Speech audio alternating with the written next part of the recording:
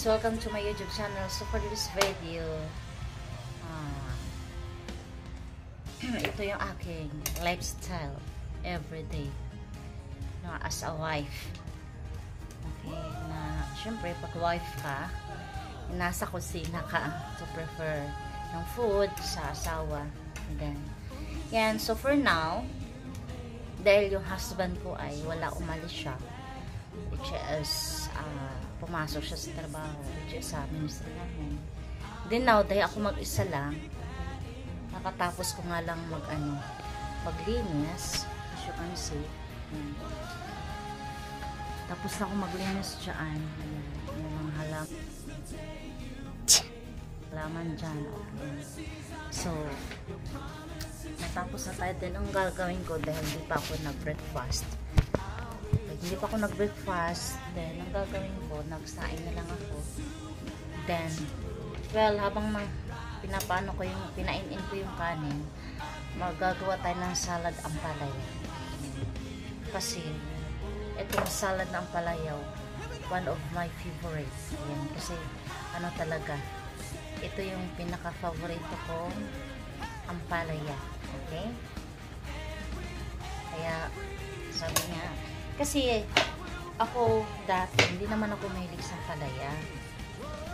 Okay? Nagkaroon lang ko ng hilig sa ampalaya nung nagkaroon ako ng sakit na diabetic. Tapos nagkaroon akong mga ang tagal na gumaling, mga sugat before nung hindi pa ako nag-asawa. Kaya naman ano siya, tawag dito, in-advise sa akin na kumain ako ng mga ampalaya kasi nag-preserve siya ng maganda din siya sa health. Kaya dati ayaw ko ng ampalaya kasi alam mo bakit? Ayaw ko, mapait kasi. Kaya yun yung pinakaayaw ko sa ampalaya. For now, dahil yun yung pinakaayaw ko, yun din naman ang nakakatulong sa health ko. Kaya nagustuhan ko na siya, talagang ko na siya ba, nilapstyle ko na siya, talagang mapapasarap ka talaga, healthy kasi. Gawin natin siya kinino. Okay, natin i-slice natin into a small slice. Hindi ko na pinakita kasi hirap pag walang wala kong stand ng phone. At may stand akong phone gamit kaso wala. Maybe next time.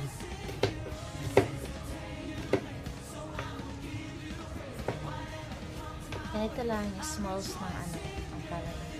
Medyo, pero natin. Kasi may technique kasi sa ampalaya para hindi siya masyadong pait. Kinukumutan ko siya ng asin. Lamasan ko siya asin, tapos pinipigaan ko para yung niya, yung tawag dito, yung tubig niya lumalabas. Yun pala yung secreto. Para kasi siguro marami nagtatanong, hindi ako masyado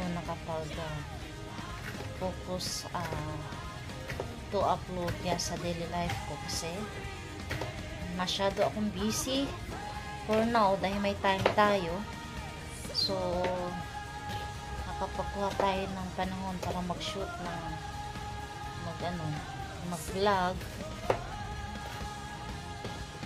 Kaya naman nabigyan natin yung sarili natin para makapag-vlog ulit. Although may naman ako, pero medyo ma-clear, yung mga short lang, pero din yan, unti-unti din yan. So sa hindi pa nakakaalam sa aking YouTube channel, yung niche ko talaga siya, 4 o Okay? Yung more on ano ko dito, tutorial, lifestyle, traveling, cooking. Pero ano yun, part na yun sa lifestyle ko, yung magluto. What? Pero ano ko di kasi minsan pag nasa probinsya ako nagluluto-luto. Okay, for what? A few moments later. Na guys, yung ensalada. Actually, hindi na siya ganun kaalat. Ay, hindi kaalat. Mapait kasi. Nilagyan ko na siyang medyo slight na asukal. Well, ito na yung food natin. Nag-ready na. Paksiw. This is ulam namin kagabi. Tapos, ang dami kong almasal. Tapos, rice with egg na boil. Yan. Tapos, syempre, hindi tayo magpapoli. Sa Milo is life. Ayan. Kailangan sa tuwing umaga meron tayong, diba? Meron tayong Milo. Milo is life. Ayan. So, kain tayo.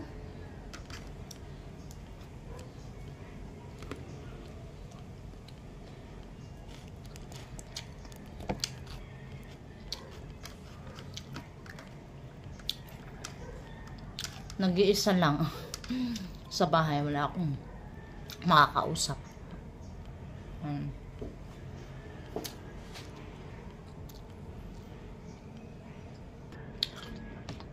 Kain tayo mga ka-guys.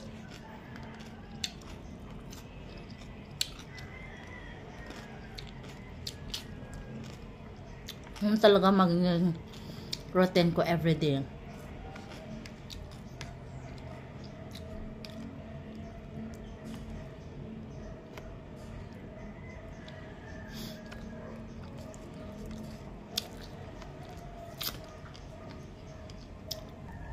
Thank you for watching everyone. So don't forget to subscribe and like para update kayo sa aking mga video. Thank you for watching.